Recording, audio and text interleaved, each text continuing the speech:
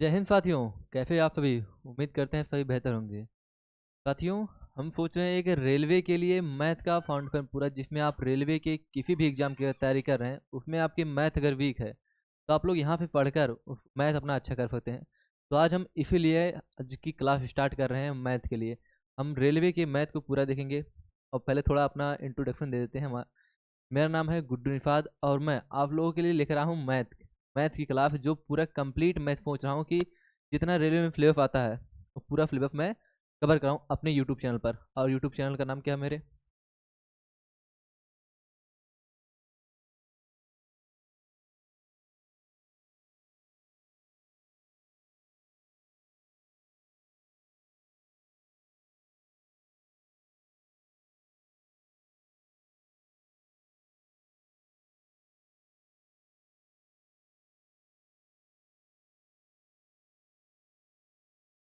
YouTube channel का नाम है सक्सेस जर्नी। कहें तो आप लोग हम दिखा दें चैनल भी। फिलहाल सक्सेस जर्नी इसी चैनल पर, जिस चैनल पर आप लोग ये वीडियो देख रहे हैं, इसी चैनल पर हम कंप्लीट मैथ पूरा अपना जितना फ्लेवर आ रहा है मैथ का रेलवे में, हम पूरा कंप्लीट फ्लेवर करेंगे। तो चलिए हम आज की क्लास में स्टार्ट करेंगे। पहला चैप्टर, हमारा पहला चैप्टर क्या है? और पहले हम सबसे पहले क्या करेंगे, पूरा अपना देखेंगे हमारा फ्लेवर कितना है, कि मैथ का फ्लेवर हमारा रेलवे में कितना आता है। और अगर रेलवे की आप किसी भी एग्जाम की तैयारी करें ना, तो आपके लिए एक क्लास सफिशियंट होगी। आज हम नंबर सिस्टम स्टार्ट करेंगे, इसलिए जो बैनर में लगाए हम नंबर सिस्टम। सबसे पहले हम किसी अगर एग्जाम को लेकर स्टार्ट कर रहे हैं क्लास, तो हमको जानना ये जरूरी है कि हम क्लास जो कर रहे हैं वो हमारे लिए कितनी मतलब काम लायक है या फिर कैसी है। क्लास में क्वेश्चन कोई आ रहा है कि नहीं आ रहा है, ये सब चीज़ें पहले हम आपको दिखाएंगे, उसके बाद ही क्लास अब स्टार्ट करेंगे। पहले तो हम सबसे पहले अपना सिलेबस देख लेंगे कि हमारा सिलेबस क्या क्या है। यहाँ देखिए, पूरा हम सिलेबस लेकर आए हैं रेलवे में, चैप्टर वाइज लेकर आए हैं मैथ का। देखिए, पहला ए हो गया, उसके बाद इतना इसमें दिया है, मतलब 3 पेज में हमारा दिया है। हम आइए देखते हैं। हम चैप्टर वाइज हम एक एक चैप्टर करके क्लियर करेंगे। हमारा पहला चैप्टर क्या है? संख्या पद्धति। और आज हम स्टार्ट भी यहीं से करेंगे कि संख्या पद्धति से स्टार्ट करेंगे हम। क्या चैप्टर हमारा है? पहला हमारा है संख्या पद्धति, जिसे बोलते हैं नंबर सिस्टम। क्या बोलते हैं? Number system. और दूसरा हमारा है प्रतिशत। तीसरा प्रतिशत को बोलते हैं परसेंटेज, प्रतिशतता इसे बोलते हैं, ठीक है। और उसको आ गया अनुपात एवं समानुपात। फिर आ गया प्रॉफिट लॉस, जिसको लाभ और हानि बोलते हैं। बट्टा आ गया, छूट डिस्काउंट इसे बोलते हैं। और उसके बाद आयु आ गई, एज हो गया। साधारण ब्याज हो गए, चक्रवृद्धि ब्याज हो गए, समय और कार्य हो गए, नल और टंकी। मतलब ये सब चैप्टर हमारे रेलवे की एग्जाम में पूछे जाते हैं। और देखिए क्या है। और हमारा हो गया समय, चाल और दूरी हो गया, टाइम स्पीड एंड डिस्टेंस हो गया, ट्रेन हो गया, बोट हो गया, बोट एंड स्ट्रीम हो गया, मिक्सचर एंड एलिगेशन हो गया, एवरेज हो गया, एलसीएम एंड एचसीएफ हो गया, सिंप्लीफिकेशन हो गया, एल्जेब्रा हो गया, ट्रिग्नोमेट्री हो गया, और हाइट एंड डिस्टेंस हो गया। अभी और भी चैप्टर है, चलिए हम आगे देखते हैं। देखिए, ज्यामिति हो गया, जिसे बोलते हैं ज्योमेट्री, ज्योमेट्री कोऑर्डिनेट ज्योमेट्री हो गया, मेम्फुरेशन 2D हो गया, मेम्फुरेशन 3D हो गया, प्रोबेबिलिटी हो गई, और क्या है, परमुटेशन कॉम्बिनेशन हो गया, और आंकड़े एवं निर्वाचन। मतलब टोटल हमारे 27 बन रहे हैं। और अगर कोई छूट रहा हो तो ऐड कर देंगे हम। फिलहाल आपका जितना सिलेबस रेलवे में आता है सब पूरा हम सिलेबस कंप्लीट करेंगे मैथ का। और धीरे धीरे आज हमारी पहली क्लास है, और आज की क्लास में हम देखेंगे नंबर सिस्टम। क्या देखेंगे? Number system. तो चलिए हम लोग क्लास अपनी स्टार्ट करते हैं। तो आप लोग अगर नए आए हैं, आप लोग कुछ लोग जान रहे हो हमको हमको जिन्होंने पहले एक इस चैनल पर विजिट किया होगा और चैनल देख हमको पढ़ाते हुए देखा होगा तो जानते होंगे। बाकी जो लोग नहीं जानते वो धीरे धीरे जान जाएंगे। चलिए हम स्टार्ट करते हैं अपना। देखिए, नंबर सिस्टम है संख्या पद्धति से हिंदी में बोलते हैं। हम देखिए एक एक टाइप को लेकर चलेंगे। पहला टाइप हमारा है कि संख्याओं का वर्गीकरण, सिंप्लीफिकेशन ऑफ नंबर। मतलब नंबर, संख्याओं का वर्गीकरण। संख्याओं का वर्गीकरण में क्या क्या हमें पढ़ना है, एक एक चीज़ें हम डिटेल में पूरा लेकर सॉल्व करेंगे। और क्वेश्चन आप लोगों को हम सबसे पहले दिखा देते हैं कि हम क्वेश्चन कैसे लेकर आए हैं। इसमें आप देखेंगे ना, सिंगल क्वेश्चन ऐसा हमने नहीं लिया है जो एग्जाम में ना पूछा गया हो। हर एक क्वेश्चन पीवाईक्यू है, हर एक क्वेश्चन पीवाईक्यू है। आप लोग देख सकते हैं इसे। देखिए, एक कब आया था? एनटीपीसी आया था, सीबीटी 2 में आया है, फिफ्थ तीसरे में। और ये देखिए, अभी एनटीपीसी में आया है। मतलब सिंगल क्वेश्चन ऐसा नहीं है जो हम आप लोगों के लिए लेकर आए हैं पीवाईक्यू ना हो। देखिए, पहले छोटे छोटे 2 लाइन के क्वेश्चन है, बाईलैंग्वेज है, दोनों लैंग्वेज हमने टाइप किया, आप लोग इसे देख सकते हैं। और जब हमने स्टार्ट किया क्लास तो दो दो लाइन क्वेश्चन पे, लेकिन जब हम एंड करेंगे क्लास तो आप लोगों को हम दिखा रहे हैं हमारा लेवल कितना कहाँ तक जाएगा। अभी तो इसमें ज़्यादा नहीं, मतलब पूरे चैप्टर का हमने पीडीएफ डाल दिया था, बट अभी डिलीट हो गया है। बट हमें जितना पढ़ाना अभी उतना ही है, बाकी हम आप लोगों को दिखा देंगे हर एक क्वेश्चन जो है ना पीवाईक्यू है। चलिए हम आज की क्लास में देखते हैं। पहला टाइप हमारा क्या है? पहला टाइप है संख्याओं का वर्गीकरण, क्लासिफिकेशन ऑफ नंबर। यहाँ देखिए, पहले हम संख्याओं के बारे में थोड़ा जान लेते हैं कि संख्याएं होती क्या है, संख्याओं को कैसे कैसे किन भागों में विभाजित किया गया और संख्याएं कितने प्रकार की होती हैं। देखिए, जो संख्या होती है ना, दो प्रकार की होती है। पहले सबसे पहले जानेंगे संख्या जो है बहुत दो प्रकार की, एक होती है वास्तविक होती है और एक क्या होती है, एक होती है काल्पनिक। वास्तविक को बोलते हैं रियल नंबर बोलते हैं, और काल्पनिक को बोलते हैं क्या, इमेजिनरी नंबर, इसको बोलते हैं काल्पनिक संख्याएं। और काल्पनिक संख्याएं क्या होती है और वास्तविक संख्याएं क्या होती है? वास्तविक संख्या होती हैं जो संख्याओं जिन संख्याओं को दिख रहा ना क्लियर?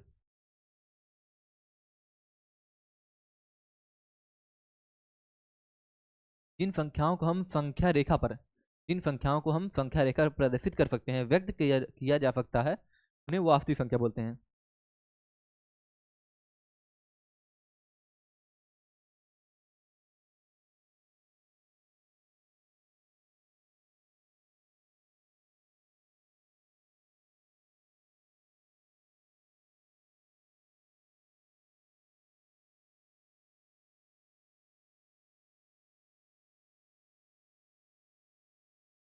संख्या रेखा पर प्रदर्शित किया जा सकता है, या फिर दर्शाया जा सकता है, या फिर व्यक्त किया जा सकता है।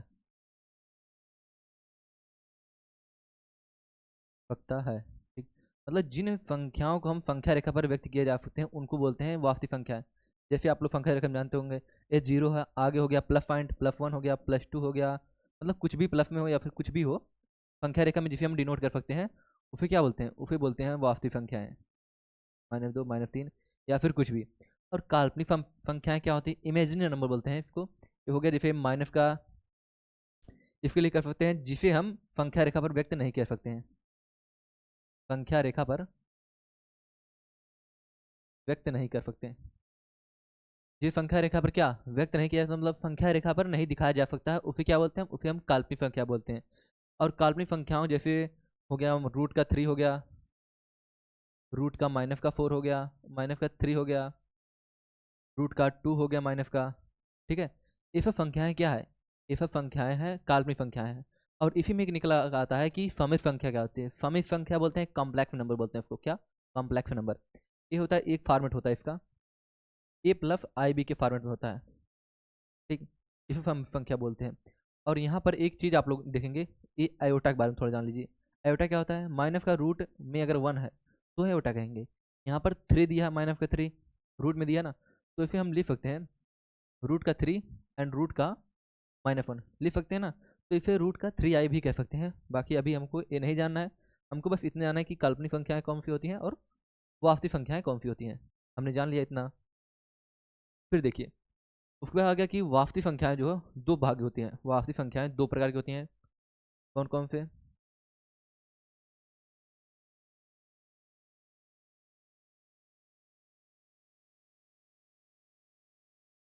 देखिए, वास्तविक संख्याएं दो प्रकार की होती हैं।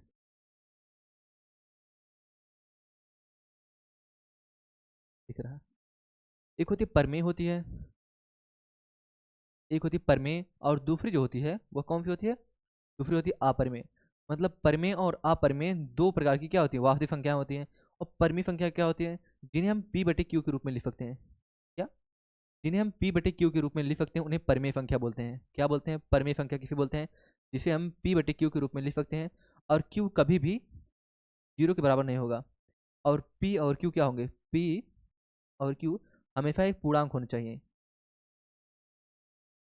P और Q पूर्णांक होने चाहिए। P और Q कभी भी जीरो के, मतलब सॉरी, नीचे वाला जो है, नीचे हर बोलते हैं इसको, हर कभी भी जीरो नहीं होना चाहिए। अगर जीरो हो जाएगा तो ऊपर वाली वैल्यू भी इनफाइनाइट में जाएगी।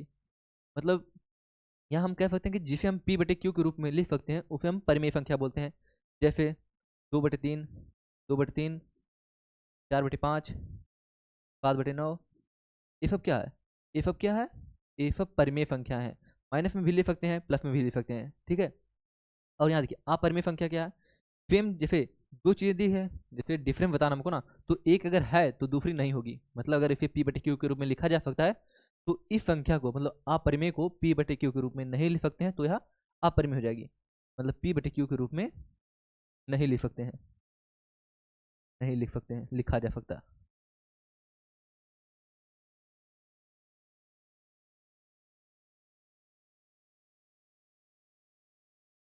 दिख रहा ना कलर पूरा। आगे बढ़ते हैं हम लोग। परिमेय और अपरिमेय हमने दो चीज देख लिया।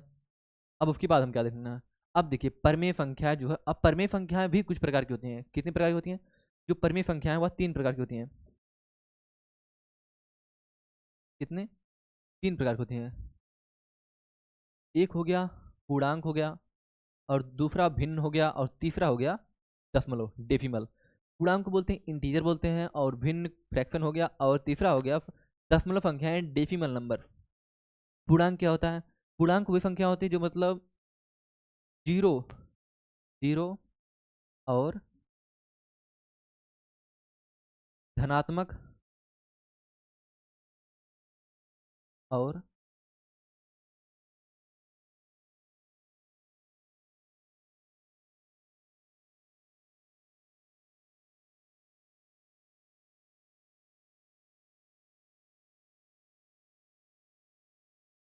ऋणात्मक सभी संख्याएं पूर्णांक होती हैं, सभी पूर्णांक संख्याएं, पूर्णांक मतलब जीरो, जीरो को लेकर धनात्मक और पॉजिटिव और निगेटिव सभी नंबर को क्या बोलते हैं हम, सभी नंबर जो होते हैं उसको बोलते हैं पूर्णांक, बोलते हैं पूर्णांक वैल्यू रहना चाहिए। जिससे होता है ना, फ्रैक्शन में नहीं होना चाहिए, पूर्णांक मान होना चाहिए, एक खड़े मान होना चाहिए, जिसको बोलते हैं हिंदी में। ये हो गया इंटीजर पूर्णांक बारे में। अब भिन्न हमारा क्या होता है, भिन्न फ्रैक्शन आप जानते हैं, फ्रैक्शन भिन्न को बताने की हमें जरूरत नहीं है। जैसे किसी चीज़ का कोई भाग हो, कोई हिस्सा हो, जैसे 1/4 हो गया, 2/5 हो गया, ये सब इसको भिन्न बोलते हैं, ठीक है। भिन्न के बारे में तो आप लोग अच्छे से जानते हैं। भिन्न, भिन्न किसी भाग का मतलब किसी का पूर्ण ना हो, पूर्ण ना हो मतलब किसी का कुछ भाग, किसी का भाग, जैसे 2/3, ठीक है, एक्सेट्रा भिन्न। अब बता डेसिमल क्या होता है, डेसिमल संख्याएं क्या होती है, डेसिमल जिसको बोलते हैं दशमलव संख्याएं। दशमलव संख्याएं को दो भागों में हमने बांटा है। कौन कौन से हमने नहीं बांटा, मतलब दो भागों में होती है। एक होता है फांद दशमलव, एक होता है आफान दशमलव। फांद दशमलव क्या होते हैं और आफान दशमलव क्या होते हैं। फांद दशमलव ऐसे होते हैं जो जिनको हम भाग देने के बाद दशमलव के बाद कुछ अंक के बाद यह अपने आप कट जाती हैं पूरी तरह से। जैसे 1/2 हो गया, इसे हम लेकर जाएंगे 0.5 आ गया। मतलब ये हमको पता है कि एक अंक के बाद दशमलव के बाद फिर कट जा रहा है। या फिर हमने लिख दिया 4/4 हमने लिख दिया क्या, 4 क्यों लिखे यहाँ पर, हमने लिख दिया 5/3, 5/2, ये भी 2×4, 2×4, 2×5 10। मतलब एक अंक के बाद ये भी कट जा रहा है। मतलब ऐसी संख्याएं जो दशमलव के कुछ अंकों बाद कट जा रही हैं उसे बोलते हैं फांद दशमलव बोलते हैं, इसे बोलते हैं टर्मिनेटिंग डेसिमल बोलते हैं। और आफान दफन क्या होता है, आफान दफन होता है जो, आफान दफन होता है जो कभी कटते नहीं है। मतलब जैसे संख्या 1/3 अगर हम लिख दें, तो 1/3 कभी कटेगा, तो आप लोग कहेंगे नहीं कभी नहीं कटेगा। क्यों, अगर हम जाएंगे तो 0.3 3 3 ऐसे जाता रहेगा। मतलब वे संख्या है, हम इसे परिभाषा इस तरह कह सकते हैं कि वे संख्या है जिनको काटने के बाद, दशमलव के बाद कुछ अंकों के बाद जो कट जाती हैं, दशमलव के कुछ अंकों बाद विभाजित हो जाती हैं, उन्हें बोलते हैं हम फान दशमलव। और जो संख्याएं दशमलव के अंकों के बाद कटती नहीं है, बल्कि बल्कि रिपीट बल्कि कटती नहीं है, बल्कि नई संख्याएं आती रहती हैं, कभी डिविजुअल नहीं होती, विभाजित नहीं होती, उसको बोलते हैं आसान दशमलव। अब हम जो आगे जानेंगे तो ये आसान दशमलव भी दो प्रकार के होते हैं। आसान दशमलव भी दो प्रकार के होते हैं। कौन कौन से प्रकार होते हैं, आसान दशमलव होते हैं, एक होते हैं आसांत आवर्ती दशमलव, और दूसरा होता है अफांत अनावर्ती दशमलव। अफांत आवर्ती दशमलव क्या होते हैं और अफांत अनावर्ती दशमलव क्या होते हैं। अफांत आवर्ती दशमलव वो होते हैं जिनके बाद संख्याएं रिपीट होती हैं। जैसे अभी हमने बताया ना कि 1/3 हो रहा है ना, कि 0.33 आ रहा है, और ऐसे ही चलता रहेगा, ये अफांत आवर्ती। और अगर हमने लिख दिया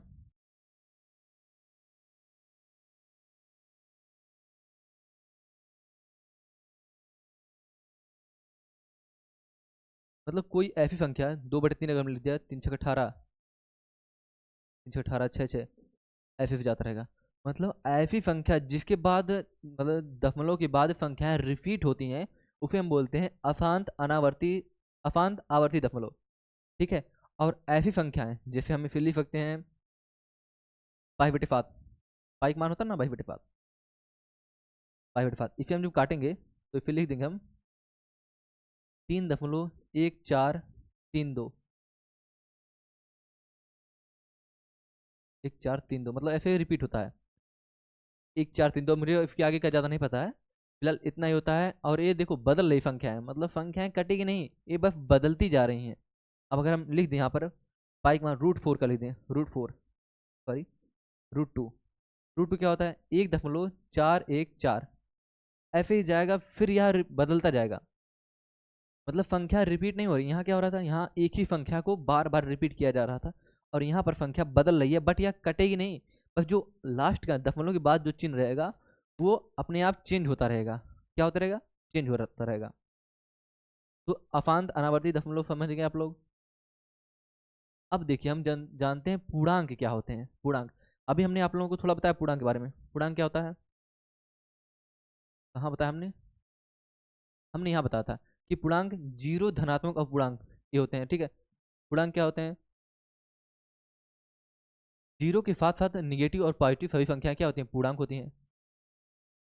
और अब हमको क्या जानना है, हमको पूर्णांक के प्रकार जानने हैं।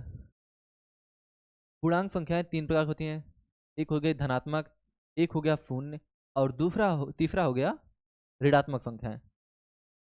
धनात्मक संख्याएं क्या होती है, धनात्मक संख्याएं जैसे +1, +2, +3, मतलब प्लस में सभी संख्याएं क्या होती है, धनात्मक संख्याएं। और शून्य तो आप लोगों को पता है कि शून्य शून्य ही होता है। अब ऋणात्मक संख्याएं, ऋणात्मक संख्याएं क्या होती हैं, जैसे माइनस में -1, -2, -3, -4, ये सब ऋणात्मक संख्याएं हैं। मतलब माइनस में कुछ भी ले लिया, माइनस का रूट में दे दिया, माइनस का 5 दे दिया, ये सब क्या, ये सब ऋणात्मक संख्याएं हैं। ऋणात्मक और धनात्मक में कोई कन्फ्यूजन नहीं होगा, क्योंकि आप लोग पहले से ही जान रहे हैं कि ऋणात्मक संख्याएं क्या होती है और धनात्मक संख्याएं क्या होती है, तो इसमें तो कुछ कन्फ्यूजन नहीं होगा आप लोगों को। अब देखिए प्राकृतिक संख्याएं क्या होती हैं। प्राकृतिक संख्याएं, ये धनात्मक संख्याएं ही क्या होती हैं, प्राकृतिक संख्याएं मतलब पॉजिटिव नंबर। जैसे पॉजिटिव वाला पार्ट एक से लेके इनफाइनाइट तक, मतलब लगातार चले, तो क्या बोलते हैं, एक से लेके इनफाइनाइट तक प्राकृतिक संख्या बोलती हैं। मतलब लगातार संख्याएं चलें उसको क्या बोलते हैं, प्राकृतिक संख्याएं बोलते हैं, जो एक से लेकर इनफाइनाइट तक चले। और यहाँ भी क्या था, यहाँ पर भी इनफाइनाइट ही है, और वहाँ पे भी माइनस में इनफाइनाइट। इसी संख्या रेखा के लेफ्ट साइड 0 हो गया, तो माइनस में संख्याएं इधर में आती हैं और प्लस में इधर आती हैं। इसे +1, +2, मतलब प्लस वाली संख्याएं राइट में दिखाई जाती हैं और माइनस वाली संख्याएं इधर, माइनस वाली संख्याएं लेफ्ट में दिखाई जाती हैं इधर साइड। अब आते हैं कि प्राकृतिक संख्याएं क्या होती हैं। प्राकृतिक संख्याएं वे संख्याएं होती हैं जो एक से शुरू होती है, नेचुरल नंबर एक से शुरू होती हैं और इनफाइनाइट तक जाती हैं, उसे क्या बोलते हैं, प्राकृतिक संख्या बोलते हैं। अब आते हैं पूर्ण संख्या क्या बोलते हैं, होल नंबर। होल नंबर देखिए धनात्मक संख्या जो है, ठीक है, धनात्मक संख्या में जब हम जीरो ऐड कर देते हैं, इसमें जीरो भी आ जाए, तो इसी को हम बोलते हैं पूर्ण नंबर। जीरो और क्या, जीरो के साथ 1 2 3, मतलब पॉजिटिव नंबर इनफाइनाइट तक, उसे हम बोलते हैं पूर्ण संख्या। पूर्ण संख्या में बस क्या होता है, जीरो ऐड हो जाता है और कुछ नहीं होता है। अभी यहाँ पे क्वेश्चन उठेंगे, आप लोग फिर ध्यान से देख लीजिएगा। आगे हम बढ़ते हैं। आगे क्या दिया, प्राकृतिक संख्या है। अभी हमने पार्ट पढ़ा ना, मतलब धीरे धीरे हम डीप लेवल पे आगे घुसते जा रहे हैं कि कौन क्या होता है, उसके अंदर जाने के बाद फिर उसके नीचे जा रहे हैं कि वो कैसे होता है, फिर मैसेज जा रहा है। ठीक है। अब देखिए प्राकृतिक संख्या है, प्राकृतिक संख्या कितनी प्रकार होती हैं, तो यहाँ पर बताया गया कि प्राकृतिक संख्याओं को 4 भाग में बांटा गया है। पहला विषम संख्या, दूसरा सम संख्या, तीसरा भाज्य संख्या और चौथा अभाज्य संख्या। भाज्य को विभाज्य बोलते हैं। विषम संख्या को क्या बोलते हैं, ऑड नंबर बोलते हैं, और सम संख्या को इवन नंबर होता है, और भाज्य संख्या कंपोजिट नंबर, अभाज्य संख्या प्राइम नंबर बोलते हैं इसको। विषम संख्या क्या होती है, विषम संख्या जो दो से ना कटे, दो से विभाजित ना हो, विभाजित नहीं हो।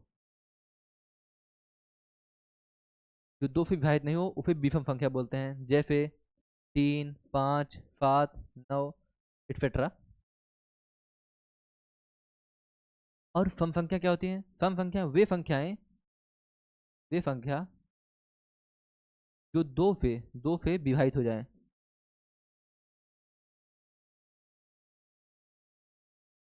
विभाजित हो जाए, हो जाती हैं।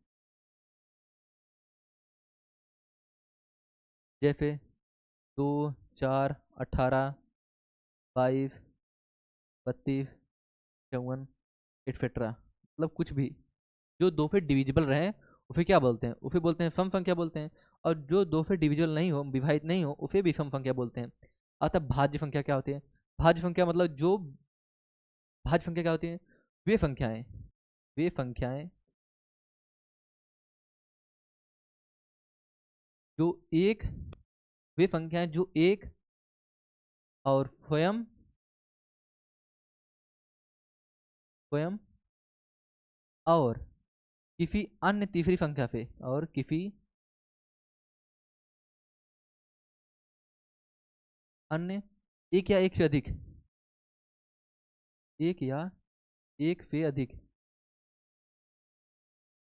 ठीक, या फिर कम से कम एक, या फिर कम से कम एक संख्या। मतलब ऐसी संख्या, देखो पहले हम बता दे रहे हैं, ऐसी संख्याएं जो एक स्वयं मतलब जो संख्या है वह खुद से ही और किसी एक ऐसी संख्या से विभाजित हो रही है, जैसे दोनों को छोड़कर तीसरी संख्या कोई है उससे विभाजित हो रही है, तो उसको क्या बोलेंगे? उसको बोलेंगे भाज्य संख्या बोलते हैं, कंपोजिट नंबर बोलते हैं।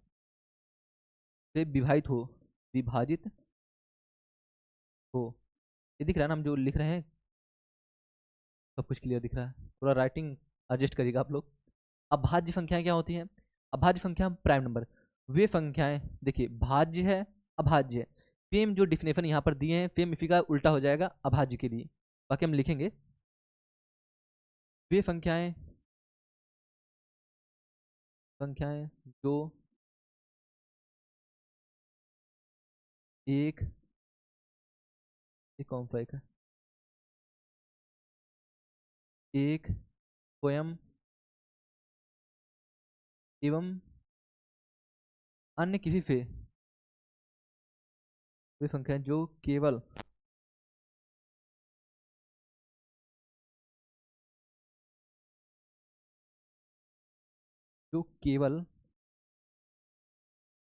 एक एवं स्वयं से विभाजित हो, स्वयं से विभाजित हो।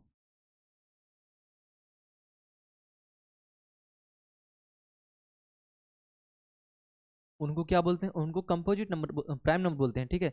जैसे कंपोजिट नंबर का क्या एग्जांपल हो जाएगा? कंपोजिट नंबर का जैसे 4 हो गया। 4 किससे डिविजिबल है? किस से विभाजित हो रहा है 4? या एक से भी विभाजित हो रहा है, एक से, और किससे हो रहा है? यह 4 से भी कट जाएगा और यह कट रहा है 2 से। मतलब 3 लोगों से यह कट रहा है, एक से भी कट रहा है, 4 से भी कट रहा है और 2 से भी कट रहा है। इसीलिए हम इसे कहेंगे कि यह क्या है? कंपोजिट नंबर है, भाज्य संख्या है। और यहाँ पर हम लिखिए दे रहे हैं, अगर हम 7 लिख दे रहे हैं तो 7 किससे किससे कटेगा? एक तो एक से कट जाएगा, एक से डिविजिबल है, और दूसरा 7 से कट रहा है। और इसमें क्या बोला है? और किसी से कटेगा? तो आप लोग कहेंगे नहीं, और किसी से नहीं कट रहा है। तो यहाँ पर ये बोल रहा है कि जो संख्या स्वयं से और एक से बस कटे उसको क्या बोलते हैं? अभाज्य संख्या बोलते हैं, प्राइम नंबर बोलते हैं। चलिए आगे बढ़ते हैं हम लोग। अब देखिए अभाज्य और भाज्य संख्याएं, अभाज्य और भाज्य संख्याएं, यहाँ देखिए अभाज्य संख्या 2 प्रकार की होती है। कौन कौन से? एक हो गया सह अभाज्य संख्या और दूसरी हो गई युग्म अभाज्य संख्या। सह अभाज्य संख्या क्या होती है?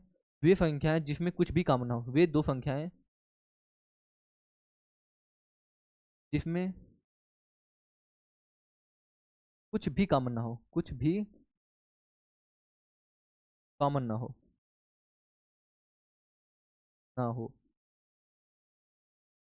वे संख्याएं जिसमें कुछ भी कॉमन ना हो उसको क्या बोलते हैं? उसको बोलते हैं वह अभाज्य संख्या। या फिर इसे हम कह सकते हैं जिसका एचसीएफ, क्या? एचसीएफ हाईएस्ट कॉमन फैक्टर, जिसका एचसीएफ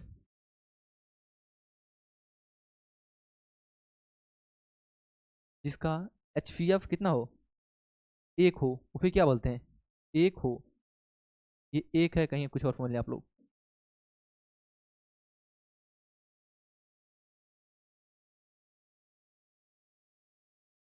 जिसका एचसीएफ 1 हो। जैसे हमने लिख दिया 3, 5, 7, 11, ये सब क्या है? यहाँ पर हम 3, 5, 7, 11, और इसमें कुछ बातें याद रखनी है कि ये जो सहाभाज्य संख्या होती है ना, यहाँ पर सम होते हैं, विषम होती हैं। पहले इसे हम देखते हैं। अब युग्म अभाज्य संख्याएं क्या होती हैं? युग्म अभाज्य संख्या होते हैं ये अभाज्य संख्या, वे अभाज्य संख्या जिनके बीच में जिनका अंतर क्या हो, वे अभाज्य संख्याएं, वे अभाज्य संख्याएं संख्याएं जिनके बीच का अंतर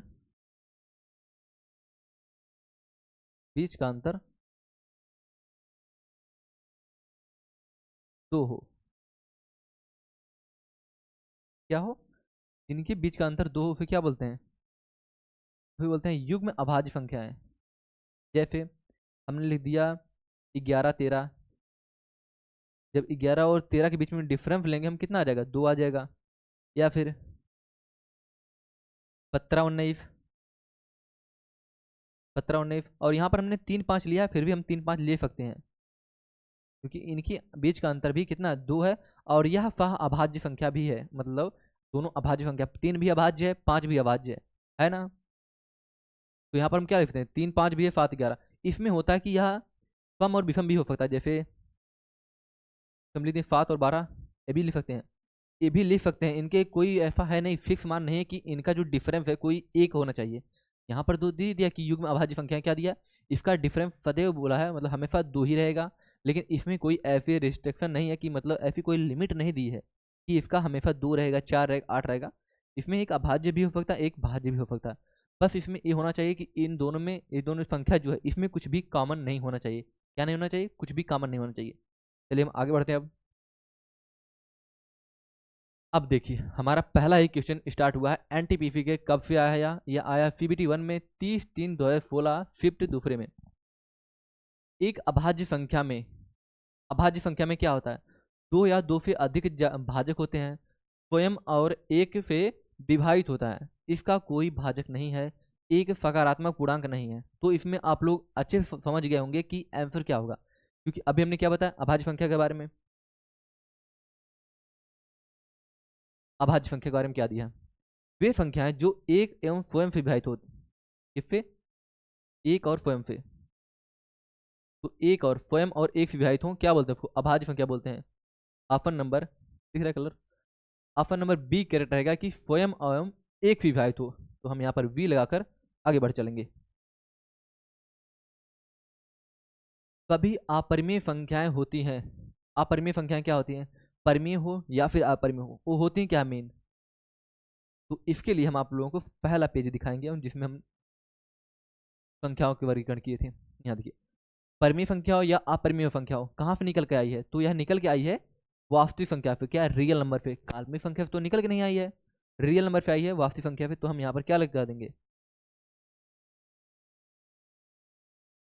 ऑप्शन नंबर ए करेक्ट रहेगा कि हमारा सभी अपरिमेय संख्याएं वास्तविक संख्याएं होती हैं। आगे बढ़ते हैं हम लोग। अब देखिए हमारा क्या दिया है।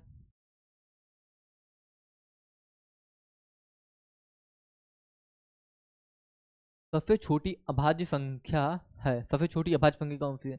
यहाँ देखिए अभाज्य संख्या को लेकर थोड़ा कंफ्यूजन हो सकता है कि सबसे छोटी अभाज्य संख्या कौन है। उतना विजिबल नहीं है क्या इस पर पीपीटी? दिख रहा ना क्लियर? ऐसा लग रहा है इसे क्लियर नहीं दिख रहा है बोर्ड में। कोई प्रॉब्लम हो कमेंट कर दीजिएगा आप लोग, हम पीपीटी का ये पूरा चेंज कर देंगे कलर ही, बैकग्राउंड। इसमें दिया है सबसे छोटी अभाज्य संख्या। यहाँ देखिए इसका 2 होगा आंसर, ऑप्शन नंबर डी होगा। लेकिन कैसे होगा? 2 जो होता है ना, ये 2, ये सम अभाज्य संख्या है। सम अभाज्य संख्या, सम अभाज्य संख्या है, सम अभाज्य संख्या। तो सम भी होती है, अभाज्य भी होती है। इसके अलावा कोई सम अभाज्य संख्या नहीं है, बस एक ही संख्या है 2, जो सम भी है और अभाज्य भी है। ठीक है। नीचे दिए गए जोड़ों में से कौन से जोड़े में कोई भी संख्या अभाज्य नहीं है लेकिन दोनों संख्याएं सहअभाज्य हैं? बोला है कि 2 संख्याएं दी गई है, दोनों में अभाज्य नहीं है, लेकिन क्या बोला है?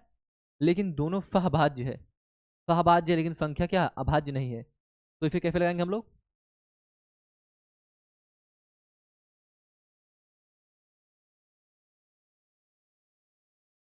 ड्यूरेशन टाइम कितना?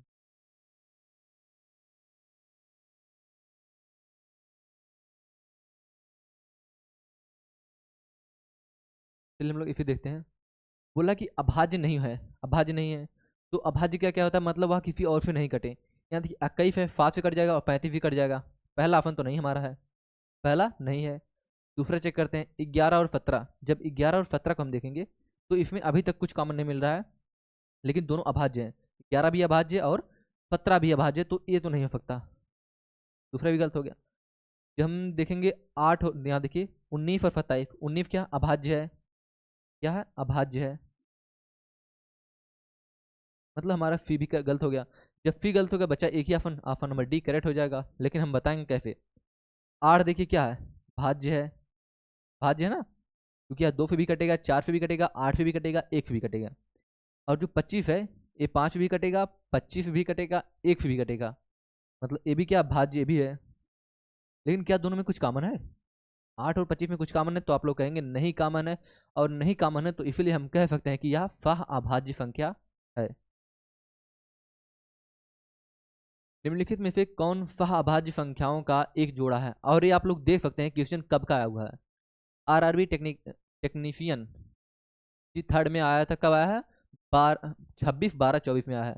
हर एक क्वेश्चन जो हम लेकर आए ना, हर एक क्वेश्चन जो है यह रेलवे के क्वेश्चन PYQ है, पूछा गया।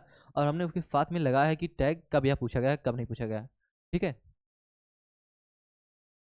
सहभाज्य संख्याएं का जोड़ा है, तो सहभाज्य संख्या कैसे निकालेंगे? तो इसके हम पहले निकाल लें डिफरेंस। देखिए इसे हम काटेंगे, 4 से कट जा रहा है, दोनों कट जाएगा। जब 4 से काटेंगे मतलब ये हमारा आंसर नहीं है।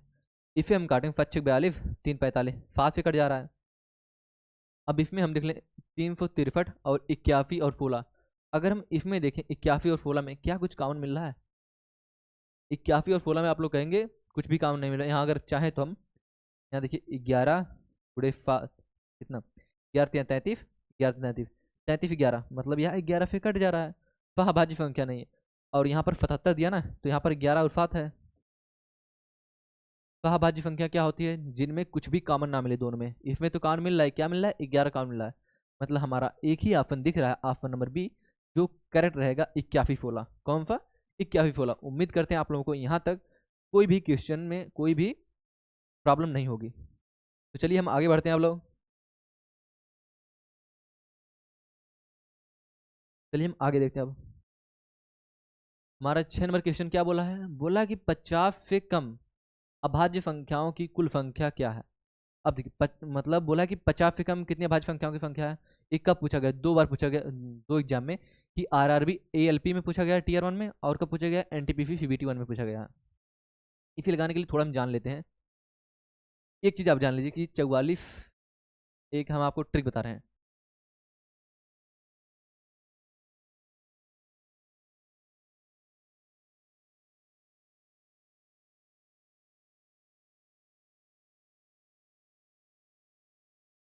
44, 22, 321, 300, सॉरी 44, 22, 322, 321। अभी आप लोग कहेंगे क्या है ना, अब समझेंगे आप। और आप लोगों को पूछे कि 1 से लेकर 10 तक अभाज्य संख्याओं की संख्या, 1 से लेकर 10 तक अभाज्य संख्याओं की संख्या, तो आप बता देंगे 4। अब बोला 11 से,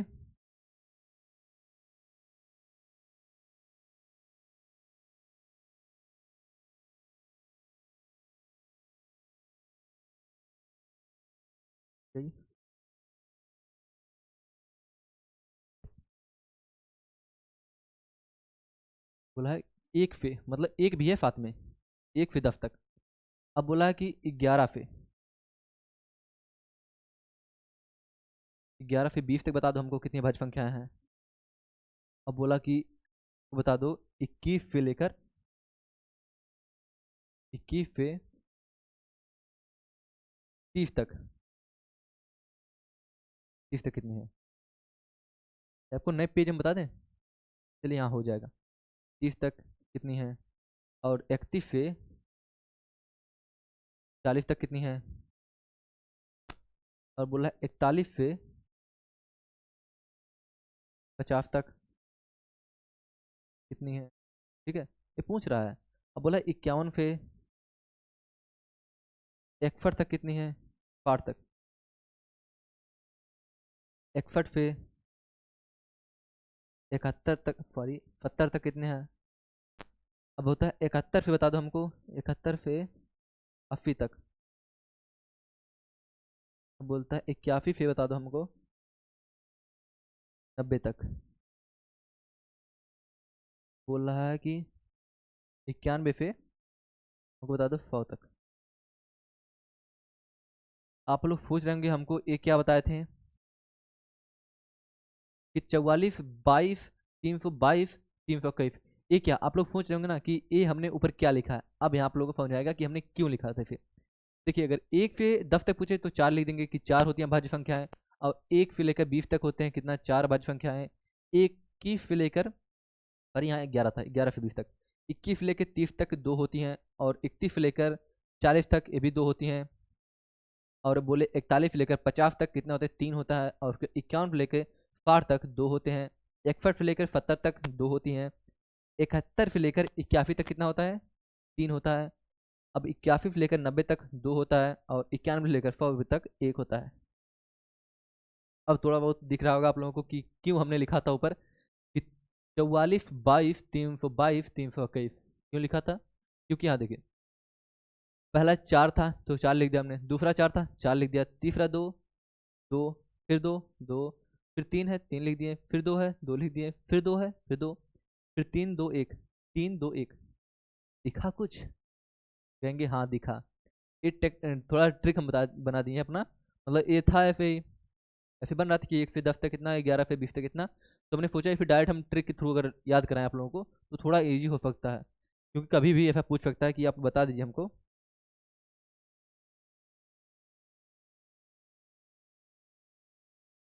फिलहाल अभी हमको पूछा क्या, अभी हमको बोला है 50 से कम अभाज्य संख्याओं की कुल संख्या। 50 से कम, तो 50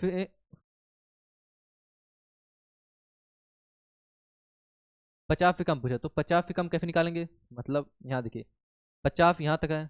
अब इससे कम पूछा है, मतलब इससे ऊपर की सभी, इससे ऊपर की बोला तो मतलब यही हम जोड़ लेंगे पूरा। 4, 4, 8, 8, 2, 10, 10, 2, 12, 12, 3, 15, 15 आ रहा है। तो 50 तक हम देखे थे ना, 50 तक, लेकिन 50 अभाज्य संख्या तो नहीं है। तो या तो कम पूछे 50 से, या फिर 50 तक बोलता तब भी सेम आंसर हमारा आता। ऑप्शन नंबर बी करेक्ट हो जाएगा कि हमारा 50 तक, 50 तक, या फिर 50 से कम तक, से कम, दोनों का आंसर सेम ही आएगा हमारा 15। और हमको आगे चल के पूछ लिया होता कि हमको बता दो 100 तक, 1 से 100 तक।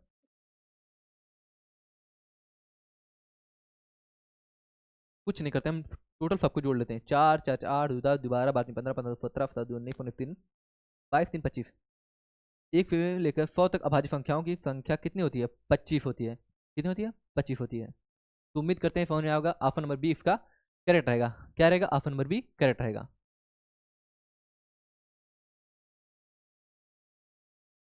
देख लीजिए आप लोग, उसके बाद हम लोग आगे बढ़ते हैं।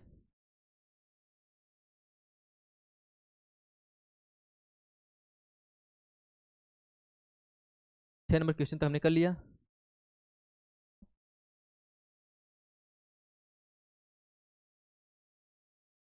निम्नलिखित में से कौन सी सबसे छोटी अभाज्य संख्या है, सबसे छोटी अभाज्य संख्या।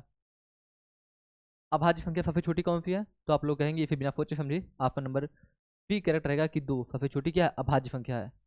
और विषम बोलता तो कौन रहते, विषम बोलता तो 3 रहता।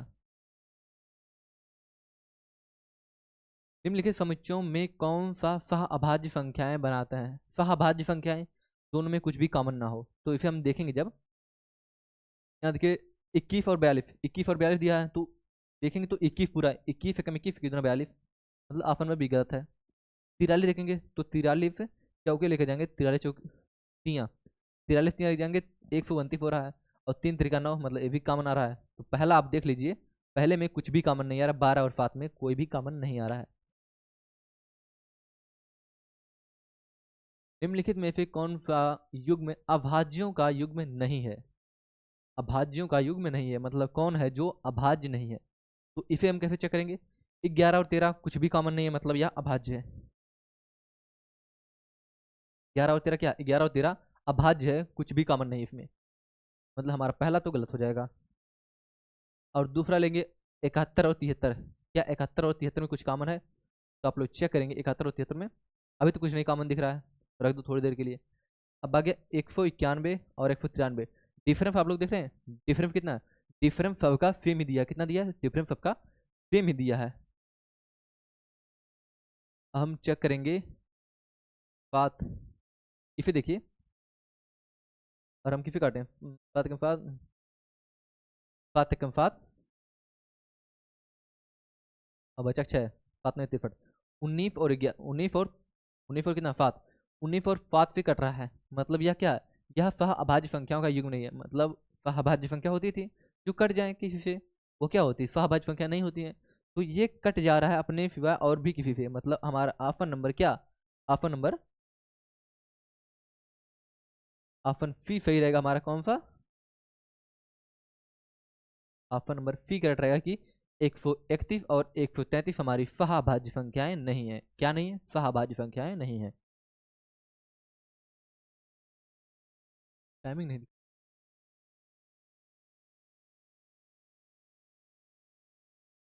निम्नलिखित में से कौन सी एक अभाज्य संख्या है? एक पूछा गया क्वेश्चन, ये पूछा गया आरआरबी एएलपी टीयर 1 में 26/11/2024 में पूछा गया था।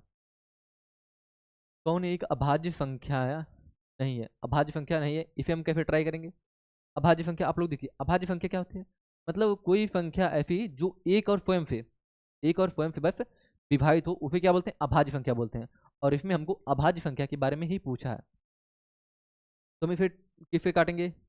542, इसे जो हम काट रहे हैं, ये देखिए, जब हम 7 से काटें तो 7 दूना 14, 7 3 21, बिना देखे 23 हमारा कट जा रहा है, तो हमको बोला अभाज्य संख्या है, तो ये क्या है? अभाज्य संख्या नहीं है। क्या नहीं? अभाज्य संख्या नहीं है। अब इसे हम काटेंगे, जब इसे काट दें, 3 3 6 7, 5 4 11, 11 में फिर 3 जाए। अगर हम 373 को देखें, आप लोग इसे देख लीजिए, 373, 373 कोई फैक्टर दिख रहा है आपको? कहेंगे 373 किसी से कट नहीं सकता। और आप 221 देखें, 221 कितने से कट जाएगा? 221 आप लोग देख लीजिए किसी कट जाएगा 221।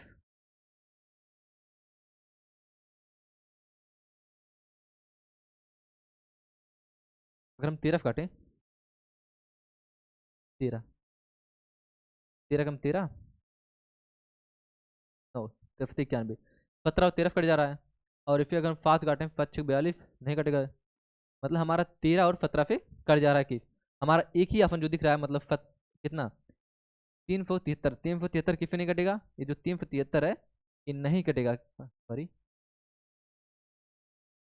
वह भाज्य संख्या यही है। आप इसे देखेंगे तो आप इसे देखेंगे तो अभी किसी कट जाएगा, लेकिन हमारा एक ही ऑप्शन दिख रहा है जो 101 और 73, 373 किसी से कटेगा, तो आप लोग कहेंगे 373 किसी से नहीं कटेगा, मतलब हमारा ऑप्शन नंबर बी करेक्ट रहेगा कि 373 यह सॉरी अभाज्य संख्या है। और क्या दिया? 3 अंकों की सबसे छोटी अभाज्य संख्या, अभाज्य संख्या 3 अंकों की सबसे छोटी, ये आप लोगों को मुझवानी याद होगा। 3 अंकों की सबसे छोटी तो अभाज्य संख्या क्या होती है? 101, ये होता है ना शायद, मुझे तो यही लग रहा है कि 3 अंकों की सबसे छोटी अभाज्य संख्या 101 होता है। आगे बढ़ते हैं हम। निम्नलिखित में से कौन सी संख्या अभाज्य संख्या नहीं है? अभाज्य संख्या नहीं है, अभाज्य संख्या है नहीं, नहीं है बोला आपकी बात, ध्यान देना पड़ेगा थोड़ा। 8 2 10, अब पहले मल्टीपल देख लेते हैं। 7 1 8, 8 8 16, 7 कम 7 7 14, इसे हम कट पिट करके देख लेंगे। हाँ, अभाज्य संख्याओं के ज्ञात करने के लिए आप लोगों को हम एक ट्रिक बता रहे हैं, ट्रिक नहीं, इस तरह हम कब तक पूरा भाग करके निकालेंगे। जैसे इसमें था ना, अभी हमने ट्राई यहाँ गया, अभी हमने सोच के किया कि कौन कटेगा कौन नहीं कटेगा, तब जाकर हमको पता चला कि ये हमारा 373 आंसर होगा। लेकिन अगर हमको पता करना हो, इसे अगर चेक करना हो, ये वाला क्वेश्चन, तो हम सबसे पहले लेंगे जो संख्या दी गई है, हम संख्या को पहले ले लेंगे, और इसका जो नज़दीकी रूट हो जाएगा, ठीक है, नज़दीकी रूट उसको ले लेंगे। जैसे हमने ले लिया, पहले एक को पकड़ते हैं हम, मान लीजिए हम पहला ऑप्शन ले ले रहे हैं, ऑप्शन नंबर ए ले रहे हैं, 811, 811, जब हम 8 पे 11 को ले लिए तो इसका रूट करेंगे 8 पे 11,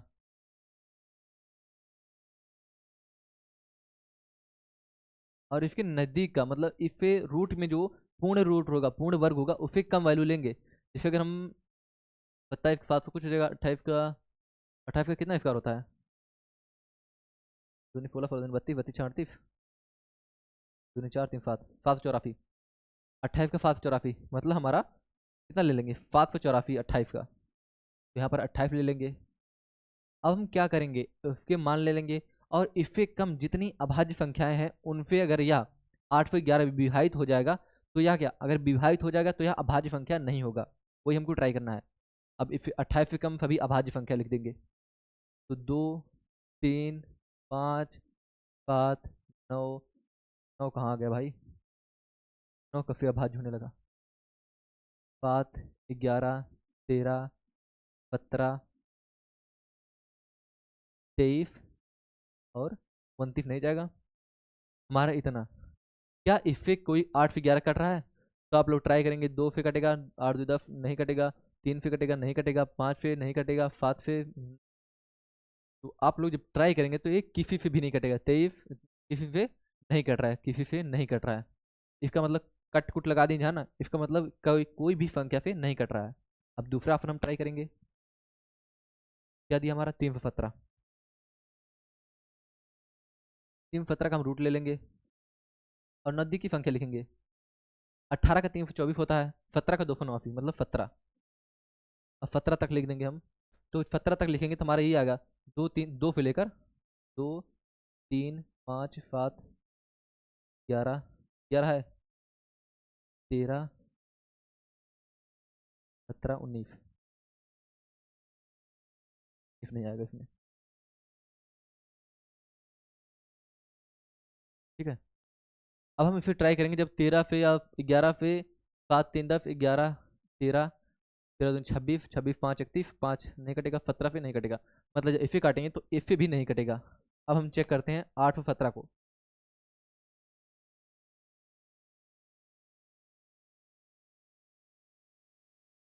जब 8 और 17 का हम रूट लेंगे, यहाँ देखिए, इसका भी अगर ले रहे हैं हम, 8 से 11 था, 17 था, सेम ही है, मतलब 17 ही तक लेंगे। 18 ले लेंगे 324 हो जाएगा, ज़्यादा हो जाएगा। 17 का लेंगे 289।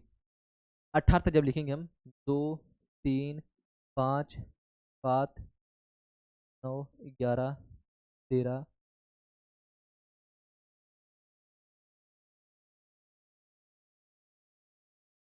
और 17 कैसे दे दिया हमने? यहाँ पर क्या बोला है? 8 से 17 ना, हम यहाँ पर 3 से 17 ले रहे हैं इसको। 8 से 17 है, तो हमने लिया था 28 लिया था इसका, 8 से 11 का, तो हम यहाँ पर भी 28 लेंगे। इसका भी नज़दीकी स्क्वायर जो पूर्ण वर्ग आएगा 28 ही आएगा। कितना आएगा? 28 ही आएगा। तो हमने 13 हो गया, 17 हो गया, 19 हो गया, 23 29, 29 नहीं होगा, 23 तक ही लिखेंगे। अब हम चेक करेंगे, फिर ट्राई करेंगे। 2 से काटेंगे, 2 से नहीं कटेगा। 3 से 7 1 8 8 16 नहीं कटेगा।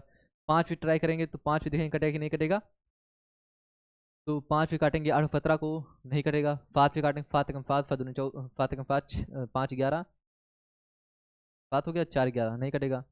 9 से काट लें, नहीं कटेगा। 11 से 8 15 15 नहीं कटेगा। 13 से नहीं कटेगा, 17 से नहीं कटेगा। 19 से देखें, 19 से कटेगा वाला देखिए, 19 पच्चीस 95 ज़्यादा हो गया। 19 चौक 76 5 19 57, मतलब यहाँ पर जो 8 से 17 है, 19 गुड़े 19 चौक 76 और 19 57, 19 और 43 से कट रहा है, मतलब आफन हमारा आफन नंबर सी करेक्ट रहेगा।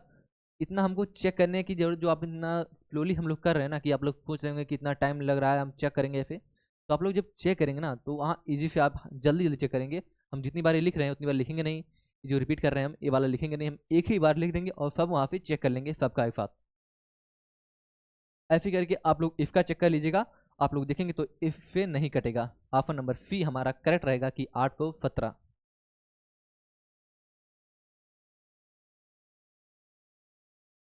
बाकी आज की क्लास में हम लोग इतने क्वेश्चन रखते हैं, बाकी मिलते हैं हम अगली क्लास में। तब तक के लिए जय हिंद जय भारत। हम अगली क्लास में करेंगे क्या, अगली क्लास में इसके मतलब जितने क्वेश्चन आज किए ना, जय हिंद जय भारत पहले ही बोल दिए, जितने क्वेश्चन हमने किए हैं 12 तक क्वेश्चन किए हैं, इसमें लगभग हमारा 20 या 21 क्वेश्चन थे जिसमें क्लासिफिकेशन ऑफ नंबर के थे क्वेश्चन।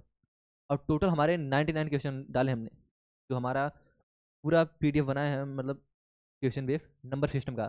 नंबर सिस्टम के लगभग 99 क्वेश्चन है, और उसमें अगर हमने कुछ अपने पास से लिए क्वेश्चन तो लगभग और भी ज़्यादा जाएंगे। और एक एक हमने जो टाइप है, टाइप हमने एक क्लासिफिकेशन ऑफ नंबर का देखा था, और धीरे धीरे करके हम एक एक टाइप को पूरा करेंगे। तो हम जो हमारा चैप्टर था नंबर सिस्टम संख्या पद्धति। तो मिलते हैं हम अगले क्लास में, तब तक के लिए जय हिंद जय भारत।